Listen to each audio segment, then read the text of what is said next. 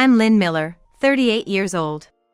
I used to live with my husband and 3 kids in a house we bought a few years ago. But that's all in the past tense now. 10 days ago, I put an end to that life. The reason was my husband's affair.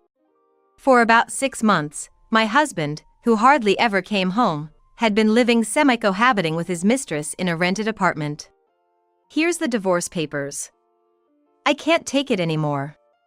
I can't keep up with your childlike selfish thoughts anymore. Got it. Take the kids with you. Consider the car and the house as your alimony. Bye. Just like that, my husband nonchalantly moved to his mistress's place.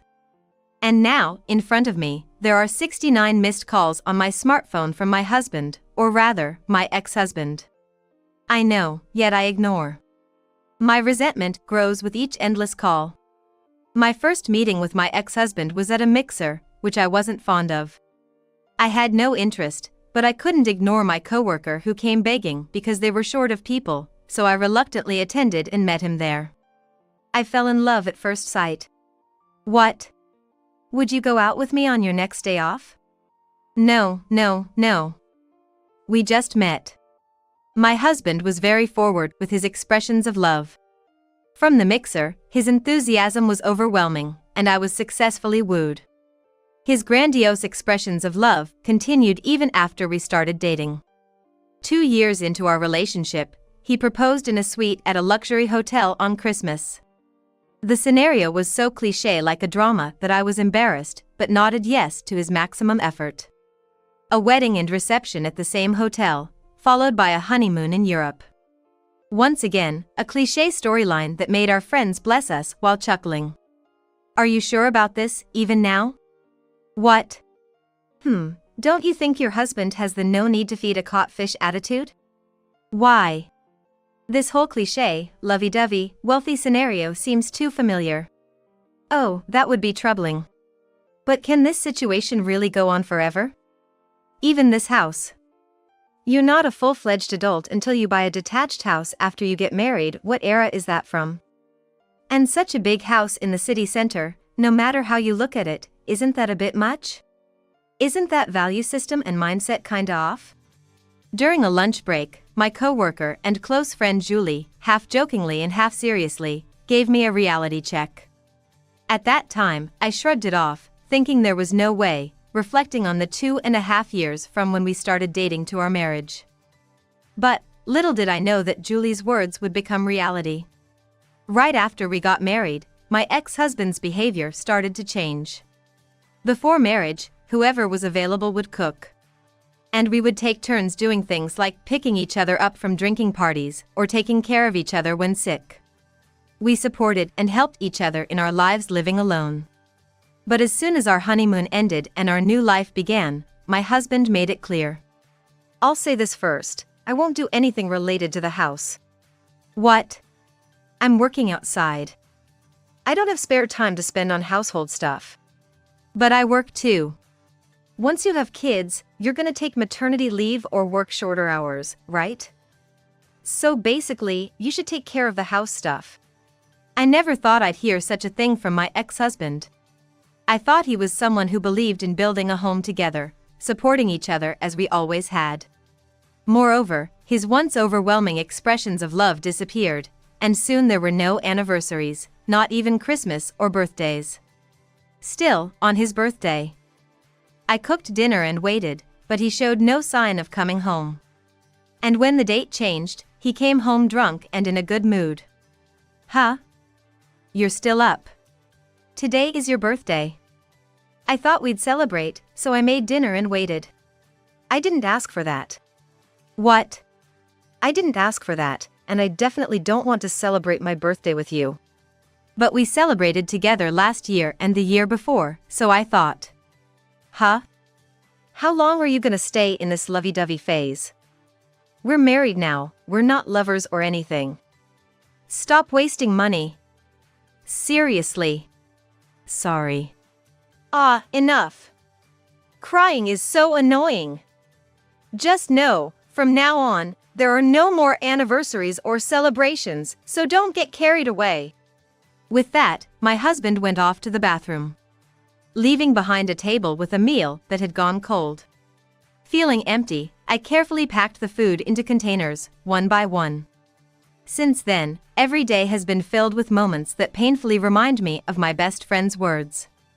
In no time, my husband lost interest in me, not even glancing at my face, eyes, or presence. Yet, as a married couple, it seemed we hadn't lost the goal of starting a family. Everyone around is having kids. I can't be the only one losing, he muttered as if making babies was a competition, which left me dumbfounded. In the end, for my husband, a wife, children, and family were just accessories to enhance his appearance. Why me? Probably because my education, job, and looks passed as suitable accessories for him. By the time I realized this, it was already too late. How could a child come into this loveless marriage? Regardless of my feelings, my husband reached out to me. What? Why? What? It's obvious, isn't it?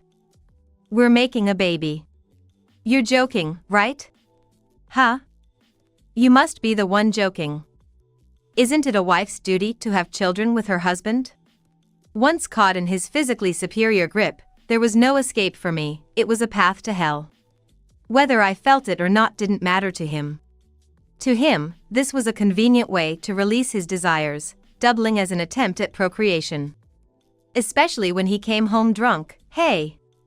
Stop it. You're drunk, aren't you? Huh?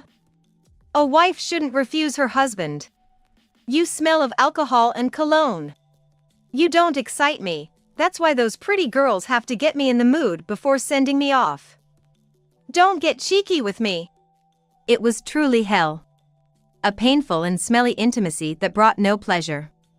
And somehow, we ended up with 3 children. Finally, 3 kids, mission accomplished. That's what my husband said, showing up in the hospital room hours after the birth of our 3rd child. What do you mean? It's simple. 3 kids mean we've contributed to population growth. We won't get criticized by society anymore. Huh? You really have low awareness. Being above others is what counts for a human. I hate being below anyone. That's why I won't lose in the number of children. Then wouldn't people with more kids be contributing more? Huh? Given our income, we're doing plenty. I want to secure my own time and money. That's why 3 and the mission is complete. Can you understand this indescribable feeling? He says he doesn't want to be beneath anyone, yet he settles for 3 children. Such a petty, worthless man. There are plenty of couples out there who earn more and have more children. Conversely, there are those who, for various reasons, can't have their own kids but still look after others' children or adopt. He's just following his own arbitrary rules to conclude his mission. It's me who has to bear and birth the children. It was a mission without any agreement from me. The words from my husband, just after giving birth, were incredibly hard to process. And then he nonchalantly dropped an even more shocking statement. Oh, and by the way, I won't be coming home for a while. Why? Huh? The kids are too noisy, I can't sleep. So I'll secure a place to sleep near the office. Where near the office? Huh? That's irrelevant. It is relevant. The kids were just born. What if something happens? I can't do it alone. It's just food and diapers now that you don't have a big belly, right? But I've heard your mother hasn't been feeling well recently. If something happens, you can handle it. They'll contact you, not me. Mom prefers you over me anyway. But, she's your mother. Don't make me say it again. You're my woman. A wife is supposed to work for her husband. Work. I'm providing money, aren't I? That's just an excuse. Huh? I know about the woman you're with. Oh. And why would you think that? Why do I think? You've been coming home reeking of perfume without even trying to hide it. Lately, there's a different scent. It smells good, doesn't it? Is it that noticeable? And very considerately, there's a lipstick mark in a visible place. You're really possessive, you know. You're terrible. Say whatever you want, but you're not gonna leave me, right? You just gave birth, and now you have 3 kids. How are you gonna raise them all by yourself? How am I gonna raise them? Even if my husband only contributes financially, having the income of 2 people was significant for raising 3 children.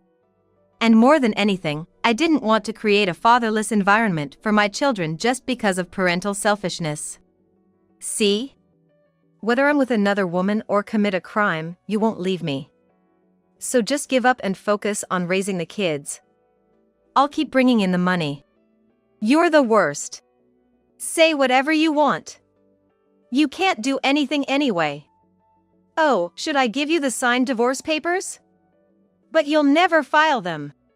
Waving his hand nonchalantly, my husband left the hospital room and, the following week, casually handed me the filled-out divorce papers when he returned home. Holding my child, when I looked at that piece of paper, something that had been locked away inside me began to stir. And now, 6 months later, here we are. My phone has been constantly notifying me of incoming calls. How many times has it rung now? Maybe it's time.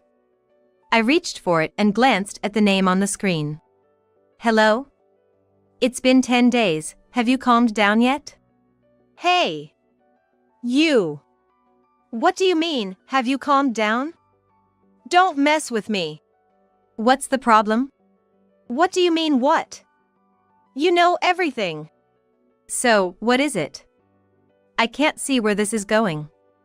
I have a 6-month-old baby here who just fell asleep, so could you make it quick? I'm irritated. If you're not gonna talk, I'm hanging up. Don't hang up! I'll talk, so don't hang up! Then hurry up and say it. You kept the caregiving issue a secret. The cause of my ex-husband's anger was the caregiving situation of my in-laws. Is that what this is about? Huh? I wasn't keeping it a secret. I did mention they seemed to be in poor health, didn't I? But you never said they needed caregiving. Really? Well, I didn't know that either. I didn't hear about it. Right after filing for divorce, I got married to her and went back home, only to be yelled at by my parents. What did they say? How could you abandon your parents? Bring that woman and come back here right away. Well, isn't that nice? Your father and mother are welcoming her, aren't they? You're kidding. Why would I be happy to go back to that countryside and live with my parents and take care of them? Why don't you ask your beloved new wife? Huh? A wife is supposed to work and act for her husband, right? I'm not your wife anymore, and I have no obligation to listen to your troubles. This isn't a consultation. I'll sue you. Huh?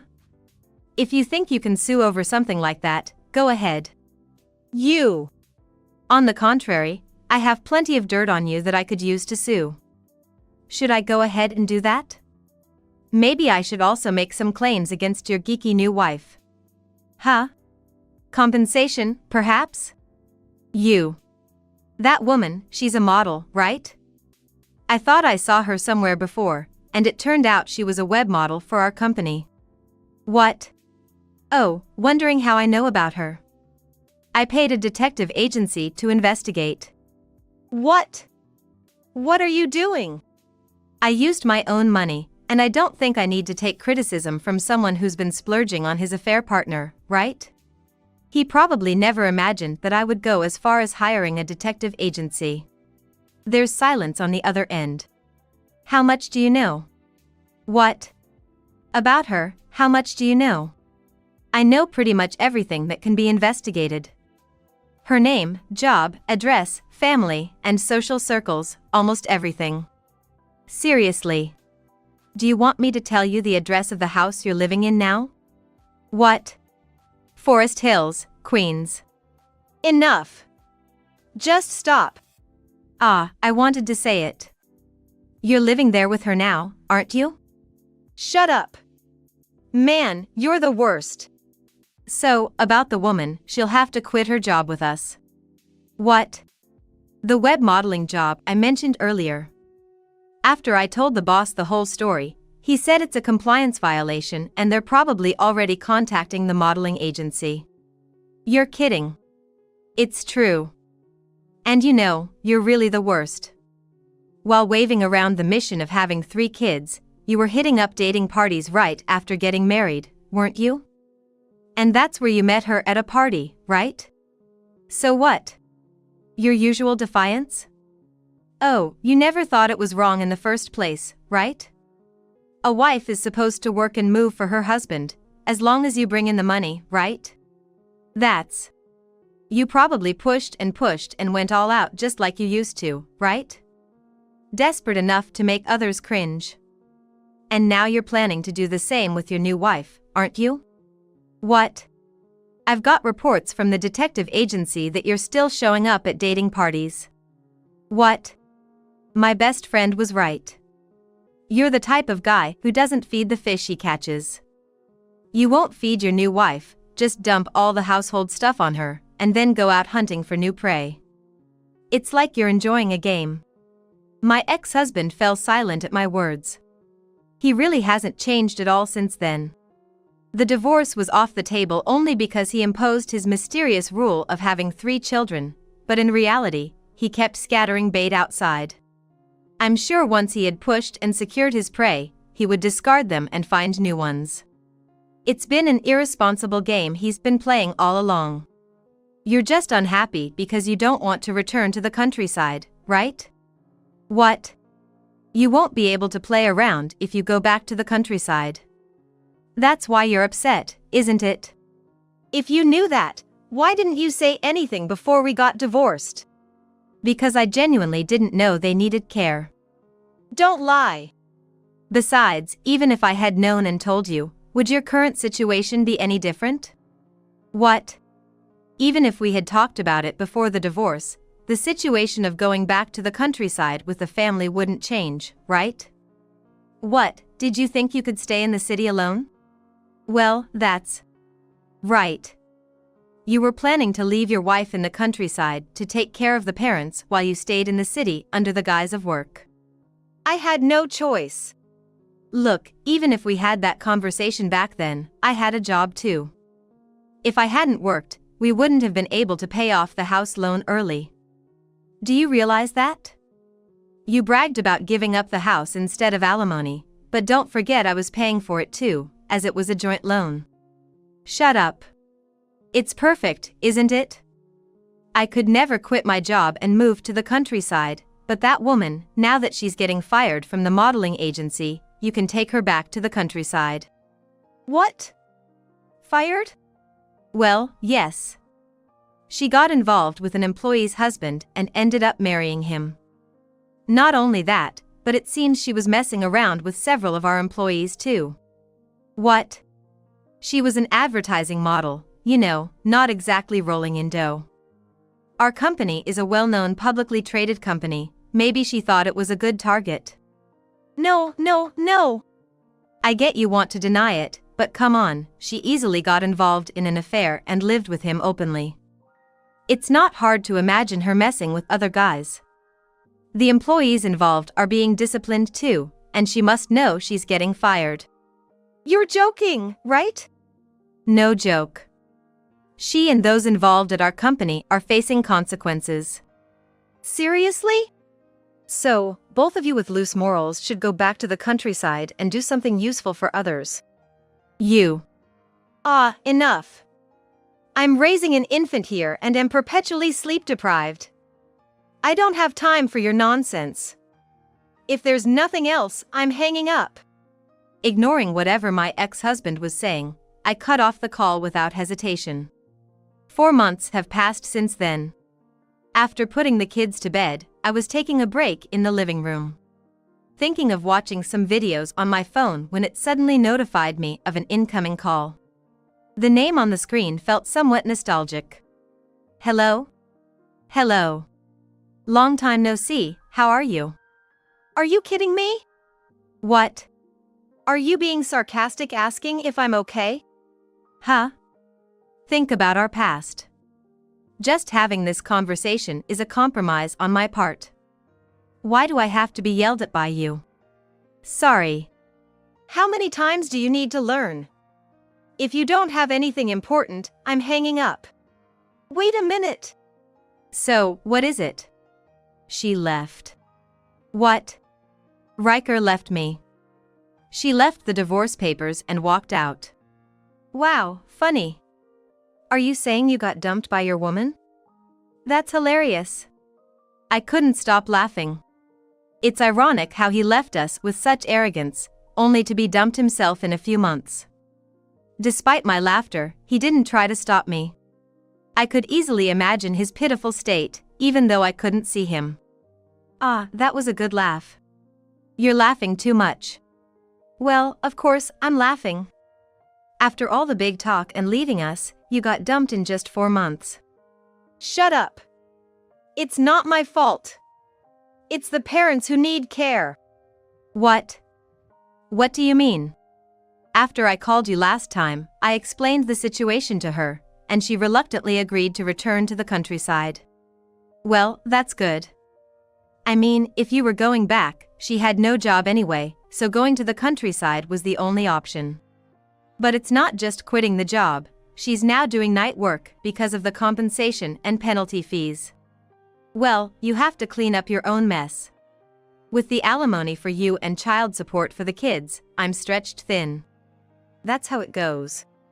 So I decided not to return to the countryside until I could sort out those payments, just earning here and going back only when necessary to help out.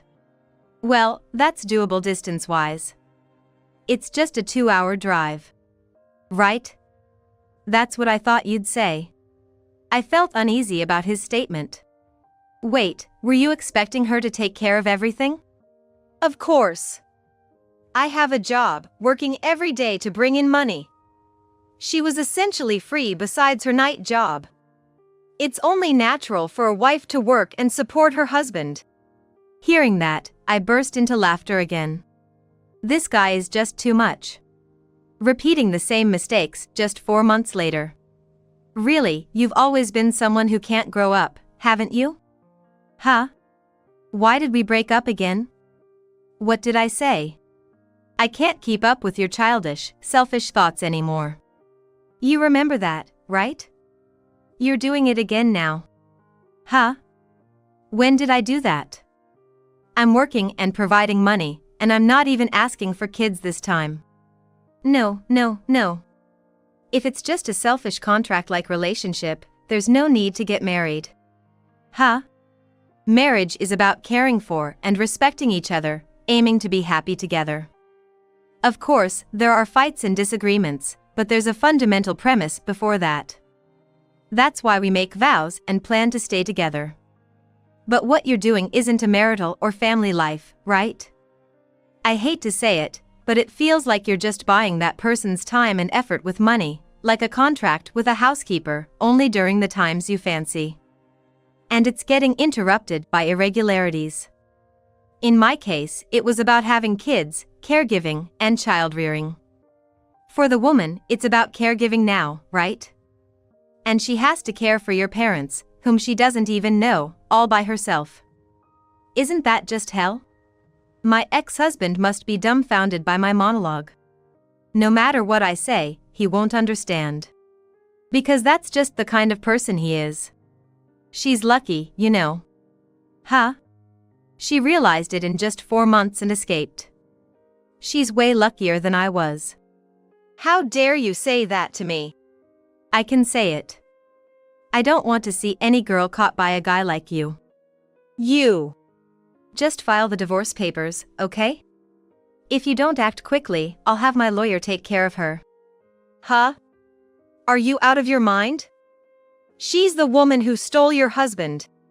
I don't care anymore. I'm even thankful for how things turned out because I'm too happy with my life now. Being with such a man would have been hell. It's fine, say whatever you want. So, could you open the front door? Huh? For a moment, I couldn't understand what my ex-husband was saying. But, hearing the background noise over the phone, I could guess his actions. Are you, in front of the house? Yeah. Why? I've realized I can't do this without you, I want to come back. Could the words that just shook my eardrums be an illusion? They pass by before my brain can even process them. What do you mean? That's exactly what I mean. Our relationship lasted too long, and I didn't get it at all, but I've realized that you were the one who understood and supported me the most. So, I want us to get back together. He must be desperately stringing together words at the front door. Just imagining it makes me laugh. And before I know it, I'm actually laughing out loud. Why are you laughing? I'm telling you I need you. Open the door quickly. No. I've been made to laugh by you all day today, sorry, but I can't open the door. What? Why not? Your ex-husband is saying let's get back together. At least let me talk. Let me see the kids. No way, no way. Why not? Because we don't live there anymore. What? We've put that house up for sale and now live somewhere else. What the hell? His scream, like a death throe, echoed through the phone, even after I moved it away from my ear. I let my ex-husband's confusion linger. After a while, I confronted him again. Sorry to burst your bubble while you're having a mental breakdown, but let me say this again. There's absolutely no chance of us getting back together. Why not? I've already told you. I'm fed up with your childish selfishness. But people don't change that easily.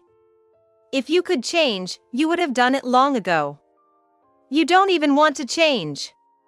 It's impossible for someone as irresponsible as you. But in the future.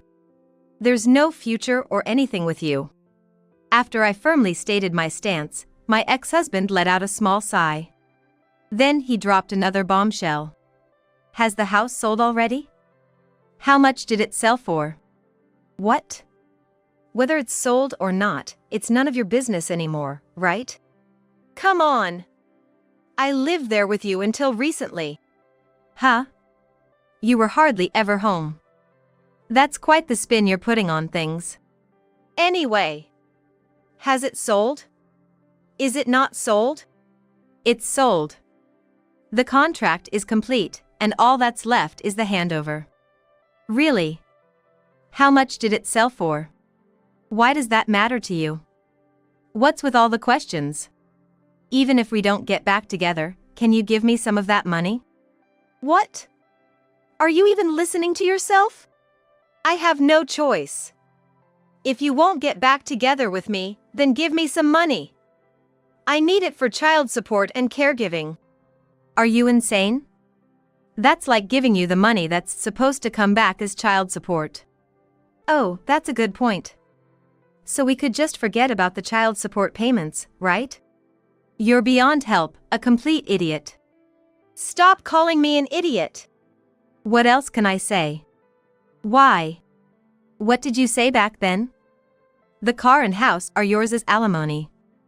We changed both the house and car to my name under that agreement, and I've sold both. The car too! I don't need a house or a car with your shadow lingering over them. We've replaced both. You understand what that means, right? That is, if you get it, then give up. I have no obligation to give you any money. But I'm really in trouble. Any amount, $200,000 or $400,000, just help me out for the sake of our past family. What? After everything you've put me through, you have the nerve to ask for $200,000 or $400,000? Absolutely not. And don't ever call me again. What? Got it. But the child support. Handle it through the lawyer. If you stop paying, I'll just get the lawyer to deal with it. Hey, wait. I'm fed up with dealing with you. After I hang up, I'm blocking you. What? If you keep making a scene, the neighbors might call the police. You're already known as a lousy husband. No way. Take care then, goodbye. I cut off the call without any hesitation. I immediately blocked that number. A few months after the blocking incident, I returned from maternity leave and, thankfully, resumed my previous role in the same department. It was chaotic catching up with work after the break, but I'm grateful to be surrounded by supportive colleagues, allowing me to work while raising my children as a single parent. It was tough for you during maternity leave, huh? Getting caught up in your husband's affair. I would have been mentally crushed and not ready to return to work. Julie commented during a leisurely lunch break at our favorite cafe. Well, yeah, I didn't expect things to turn so drastically during my leave, but I had a hunch it might end up like this. Right, he outright declared his affair, after all. It was insane, really. And to find out the other person was someone we knew. I got goosebumps when I found that out. That was the worst. After you informed me, the company was in complete chaos, you know? Sorry? No, it's not your fault. Thanks to you, we could weed out the troublemakers. The chaos was their doing, not yours. We both shared a wry smile over our cups. And then, your ex-husband gets arrested for stalking and breaking into a private property? That's just unbelievable. Yeah. I never thought he'd go that far. After that call, he started lurking around my parents' house, trying to find out where we moved. He targeted my kind mother instead of my strict father. The neighbors saw him as a threat, reported him multiple times, and eventually, he was arrested for forcefully entering my parents' home while following my mom. He should have been taking care of his own parents during that time. Your in-laws must feel so unfortunate. Indeed. Despite how he turned out, my in-laws are really kind and considerate people. It's still a mystery how they ended up with a son like that. That is. It's just as you pointed out back then. Yeah. I should have heeded your warning more seriously. But then again, if I had made a decision sooner, you might not have met your two little ones. It was tough, but maybe it all worked out in the end? Yeah, perhaps, yes. When I think about it, if I had pushed him away sooner, I might not have had my younger two children. Maybe I do owe him that much. And I'm only grateful for your supportive words from Julie. So, what happened to your in-laws? After all that, he didn't care for them and ended up getting arrested. They must have been left without any support, right? I got curious and called my mother-in-law. It turns out they've decided to move into a care facility. They had enough money saved up to afford 2 spots in the facility, plus selling the house took care of their financial needs. That makes sense. Even with home care and assistance, it's tough to continue caregiving for an elderly couple for long. I guess what you give out in life really does come back to you in the end. Julie's last words truly resonate with me. Oh. Lynn, our lunch break is ending. That's right. Let's go. Having friends who stand by me with a smile and family and companions who support me fills me with gratitude. With a heartfelt thank you, I'm ready to recommit myself. Time to tackle the afternoon work. For the smiles of myself and everyone around me.